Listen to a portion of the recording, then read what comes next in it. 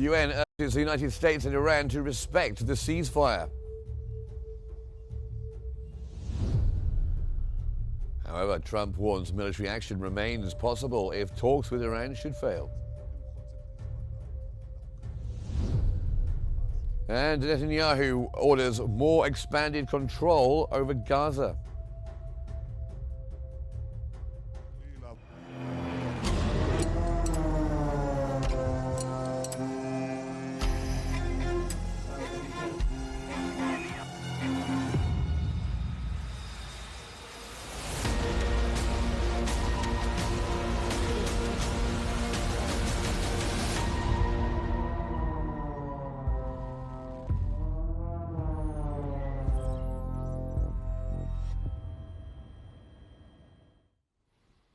It's 9 o'clock, live from Cairo. This is Q News. A very good morning to you.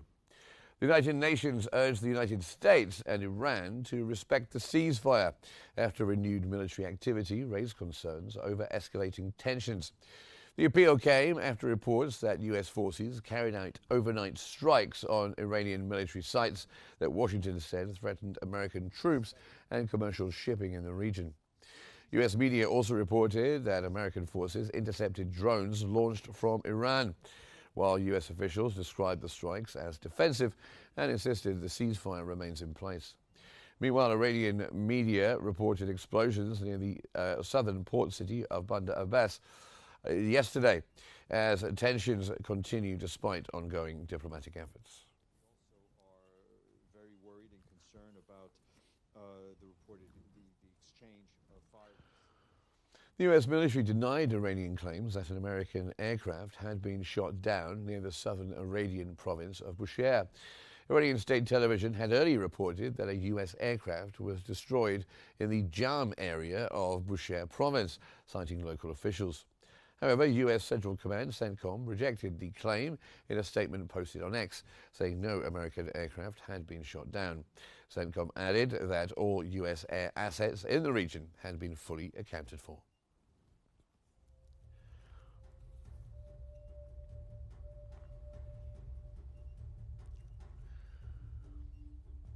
President Donald Trump said the United States still holds overwhelming leverage in negotiations with Iran and warned that military action remains possible if talks fail.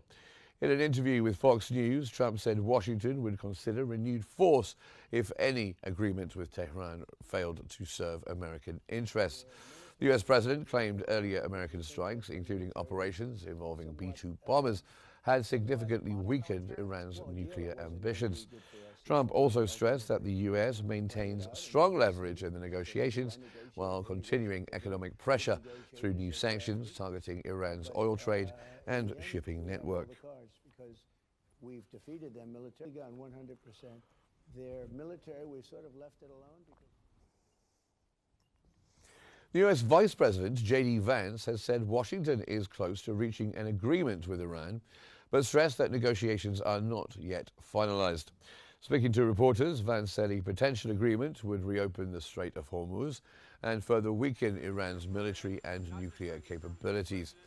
The vice president claimed the U.S. had already significantly damaged Iran's conventional military strength and could substantially set back Tehran's nuclear program over the long term. Vance added that talks are progressing, but emphasized that the two sides have not yet reached a final agreement.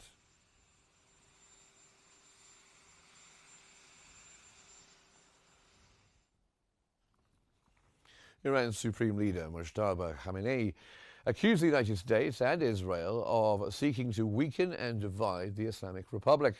In a written message broadcast on Iranian state television, Khamenei said what he described as the enemy's plan aimed to create division and disintegration inside Iran. He claimed the effort was intended to compensate for military setbacks and pressure the Iranian nation. The statement comes amid continued tensions between Tehran, Washington, and Israel, following weeks of conflict and ongoing negotiations over a possible agreement.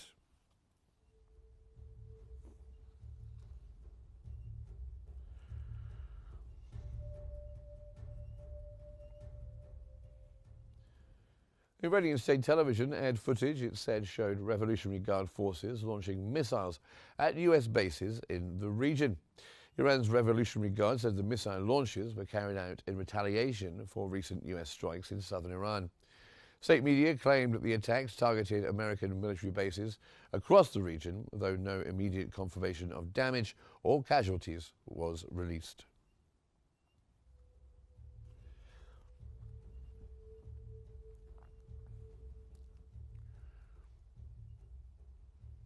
Also, Iranian state media said the Revolutionary Guard naval forces fired warning shots at 4 vessels attempting to cross the Strait of Hormuz without authorization. According to Iranian state media, the 4 ships were forced to turn back after being confronted by Iran's Revolutionary Guard Navy in the strategic waterway. The incident comes as the US imposed new sanctions on Iran's Persian Gulf Strait Authority under what Washington calls its economic fury campaign. The US Treasury accused the authority of imposing illegitimate tolls on commercial traffic and forcing ships to follow Iranian instructions in exchange for safe passage through the Strait of Hormuz.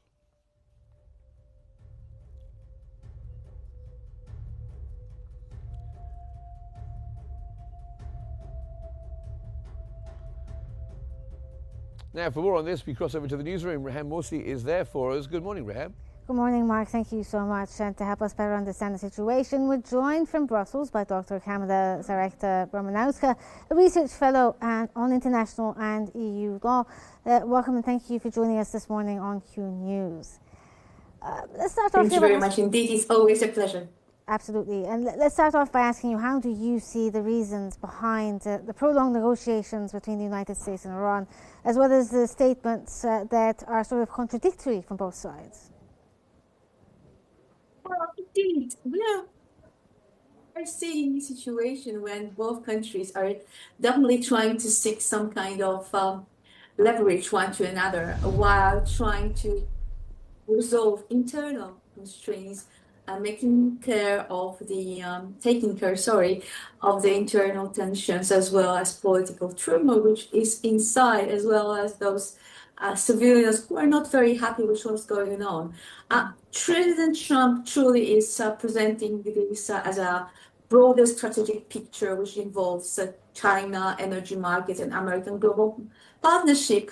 And from the point of view of Israel, any agreement will ultimately have to address Israel's security concerns, because Israel remains one of the key stakeholders in the regional security equation. And we have to take into account the recent action from United Nations, which is highlighting this not very pleasant news about the very serious accusation of using sexual-based violence as a coercion mechanism. This is it's really, really tense, I would say, from the political and geopolitical point of view when it comes to development. But all eyes are now on Hormuz and what's going on, and whether we will actually finally see the peace talk. The real question now is no longer whether diplomacy is possible, but the real question is whether diplomacy can move faster than escalation. Yes. Because we see the efforts to talk, to maintain peace, to actually go ahead with various sort of equitation towards the sustainable solutions. But meanwhile, there is another attacks. Meanwhile, there is drones from passing the Hormuz, passing the states, the borders of the European Union, attacking and landing in Romania. So we are in a very tense situation globally. And clearly, all eyes are now on the what will happen when it comes to the situation with various theaters of escalation from the United States, as well as the situation regarding the various outbreaks. So it's really, really interesting times. Well, let's hope this weekend will bring us some sustainable solution, which will make us all sleep better. It's a very interesting statement that you just said there, that you're hoping that diplomacy works faster than the escalations do. And you also brought up the Israel factor there. Now, it seems what's interesting, what we see on the media, is that every time there seems to be some sort of hope of de-escalation, we start to see threats coming out from the White House or even from the Iranian side as well. How do you assess this? Do you think that there are other factors that may be hindering the possibilities of finding some sort of at least temporary solution for what's happening until we find a permanent solution?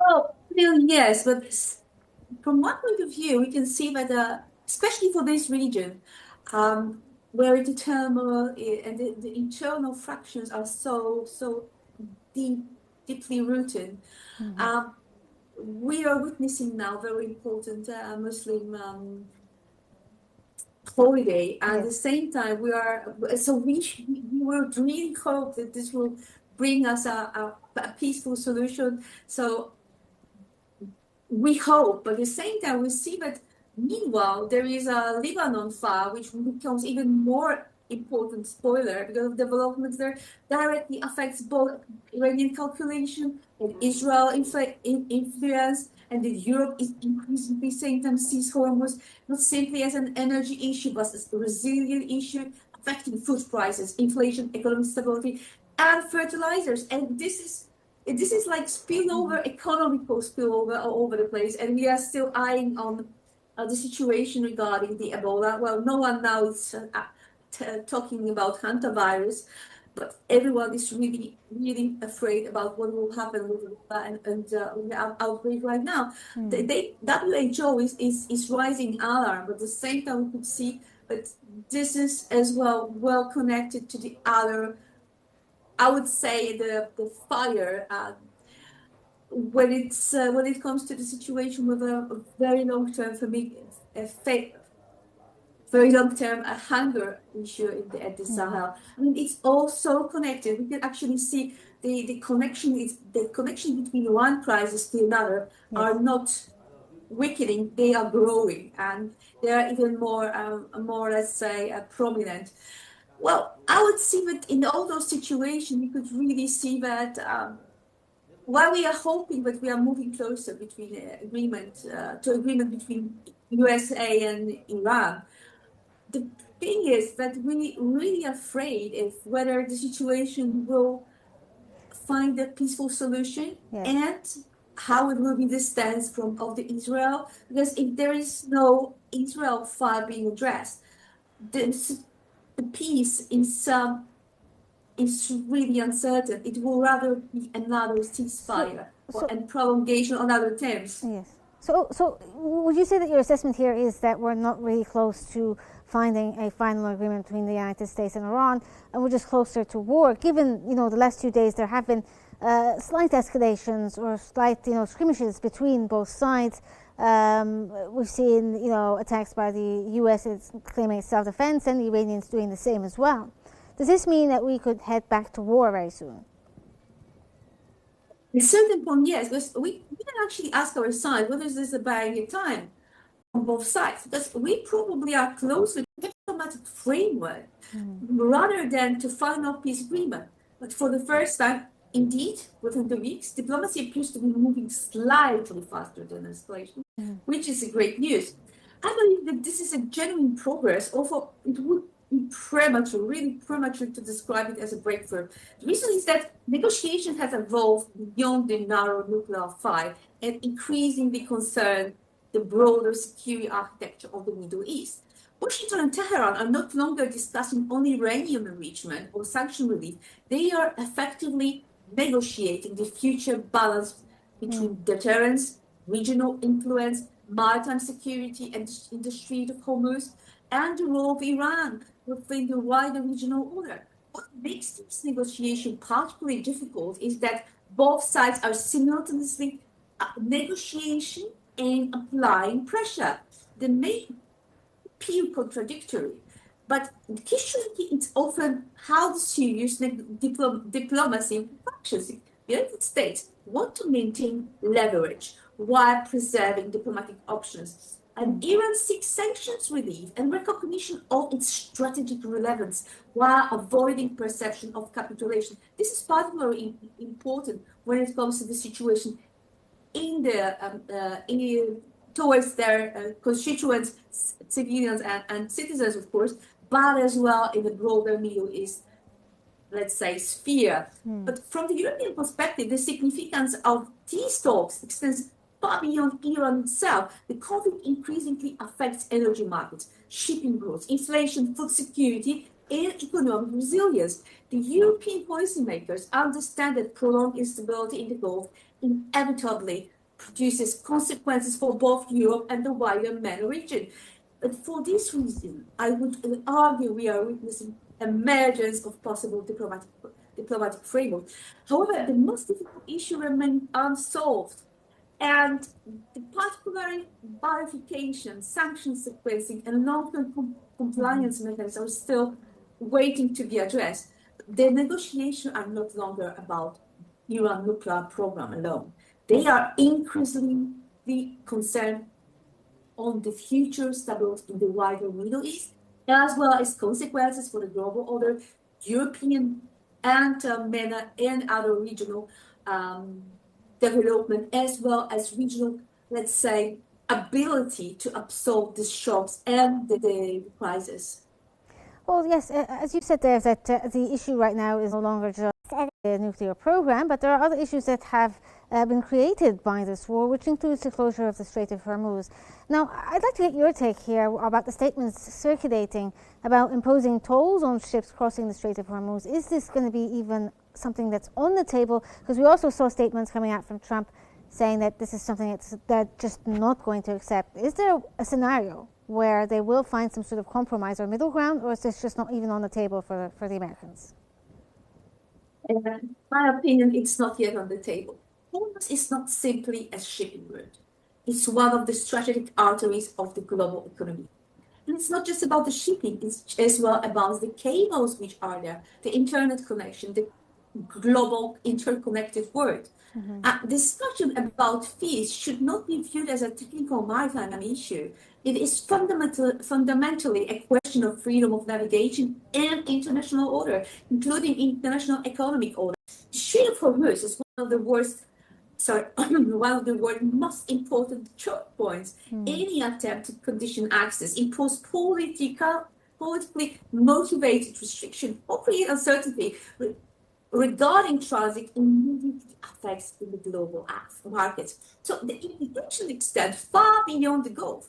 Energy prices, shipping insurance, which is extremely important, fertilizer markets, especially now when we are in the season when the harvests are about to be decided from the farmers' point of view, because they are the most intense, let's say, usage of the fertilizers right now. The food security, especially now when we are facing a huge program with the lack of the food in the north, in the Africa, in the Central Africa, in the Sahel, and inflation, which is seen all over the world.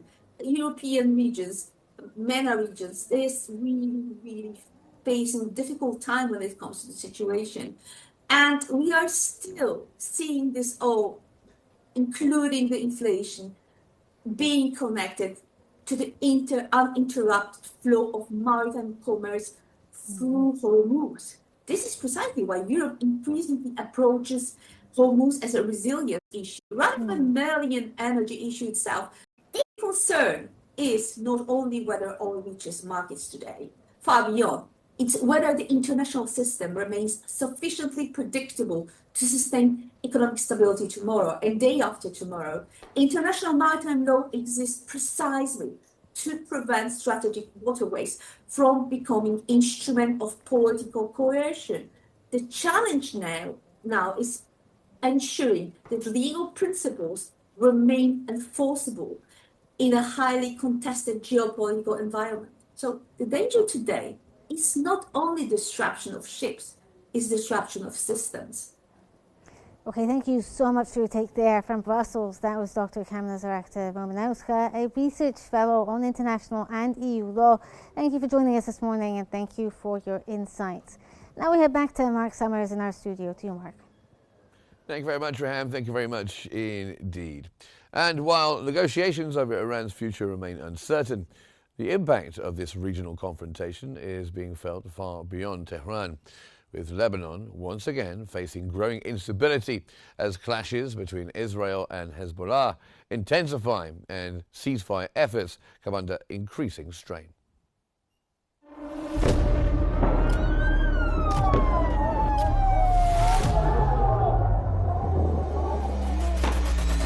كل المستهدفين هن مدنيين. وضع شيء مرعب، شيء بخوف.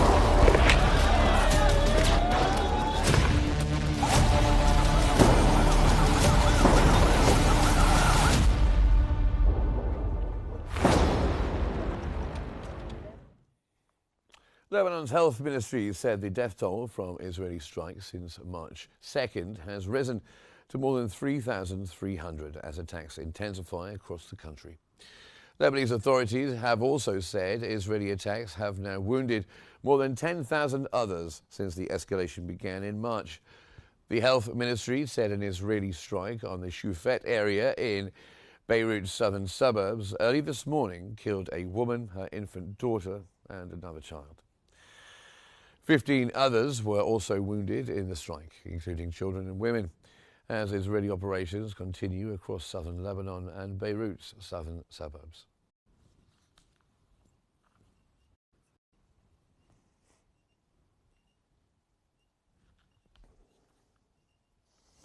The United Nations voiced deep concern over escalating hostilities in Lebanon following the intensified Israeli strikes and military activity. UN spokesperson Stefan Dujarric said the organization is alarmed by Israeli strikes in southern Beirut and attacks across and beyond the Litani River. The United Nations also expressed concern over reports of Israeli ground incursions north of the Litani River and urged all sides to respect the cessation of hostilities. UNIFIL reported around 670 projectile trajectories on Wednesday, marking the highest level of activity since the ceasefire began in April. The mission also observed continued Israeli armored movements, engineering operations and airstrikes across southern Lebanon.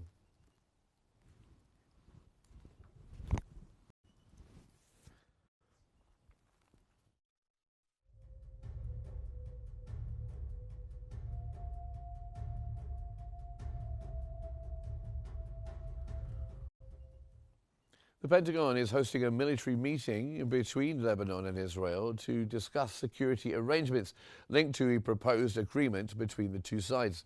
The meeting follows 2 rounds of political negotiations and is expected to focus on drafting security arrangements and extending the current ceasefire. Discussions will also include a detailed report on the Lebanese army's mission in southern Lebanon and the obstacles it has faced due to the continued presence of Israeli forces in parts of the south. The talks come amid ongoing regional efforts to reduce tensions along the Lebanese-Israeli border.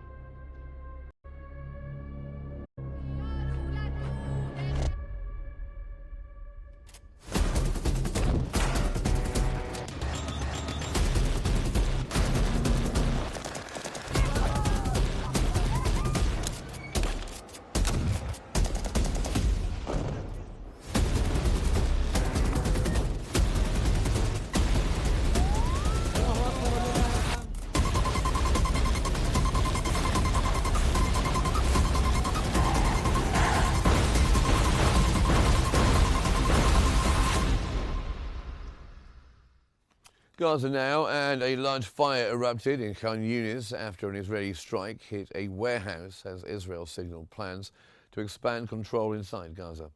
Footage showed flames engulfing a warehouse in Qnews while civil defense teams worked to contain the blaze following the Israeli strike.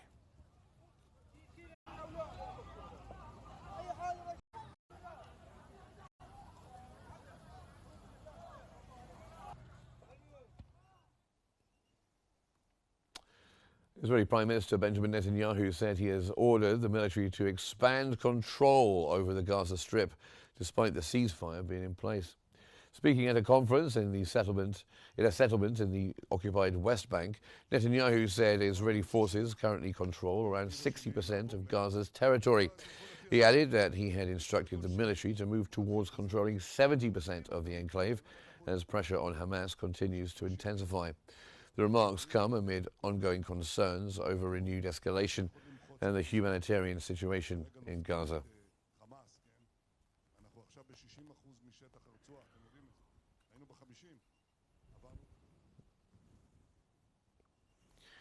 Children with Down syndrome in Gaza are struggling to survive under worsening humanitarian conditions after more than 2 years of war.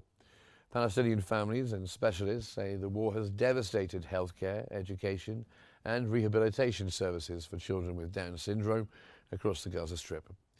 Living in overcrowded tents and damaged shelters, many children are suffering from severe psychological trauma, panic attacks, and deteriorating health conditions amid the constant bombardment and displacement. Families say medical centers that once provided treatment and support have either been destroyed or forced to shut down, leaving vulnerable children without essential care.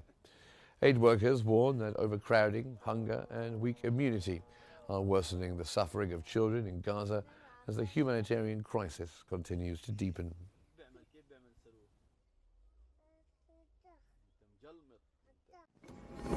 I, Donald John Trump, do solemnly swear. If you look at that,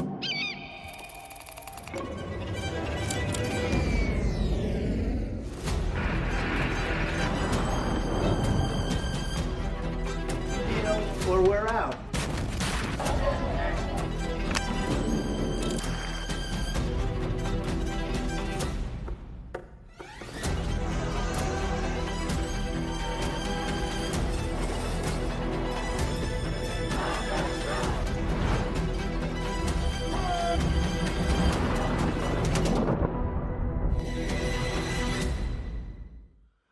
A drone struck a residential building in eastern Romania near the Ukrainian border, causing damage and injuring 2 people. Emergency crews were seen inspecting the damaged apartment building in the Romanian city of Galatai after the overnight incident. Romanian authorities said the crash caused a fire that was later brought under control, while 2 people suffered minor injuries. Reuters verified the location using satellite imagery and matching visuals from the scene as concerns continue to grow over security risks near NATO's eastern border.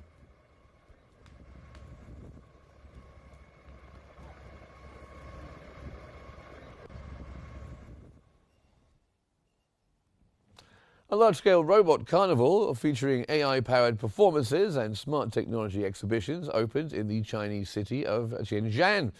The Intelligent Robot Carnival launched at the Tianjin Cultural Center with robot dance performances, martial arts demonstrations, and a drone light show. The event is one of the highlights of the World Intelligent Expo 2026 and includes robotics exhibitions, technology competitions, and interactive consumer showcases.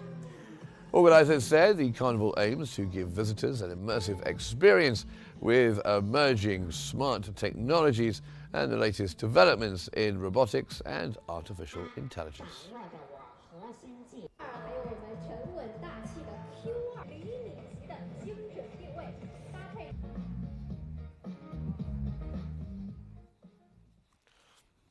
Better dancing than I could manage. Humanoid robots wearing designer outfits joined human models on the runway during the AI-themed fashion show in Seoul. The event was hosted by South Korean entertainment company Galaxy Corporation and showcased what organizers described as the future of physical artificial intelligence and fashion. Humanoid robots appeared alongside models on the catwalk wearing designer clothing as part of the futuristic presentation. The show highlighted South Korea's growing focus on robotics, entertainment technology, and AI-driven innovation.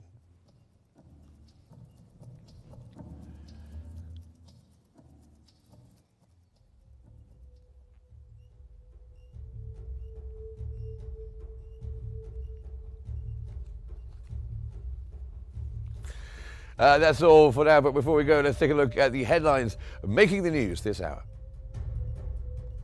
The UN urges the United States and Iran to respect the ceasefire. But Trump warns military action remains possible if talks with Iran should fail. And Netanyahu orders more expanded control over Gaza.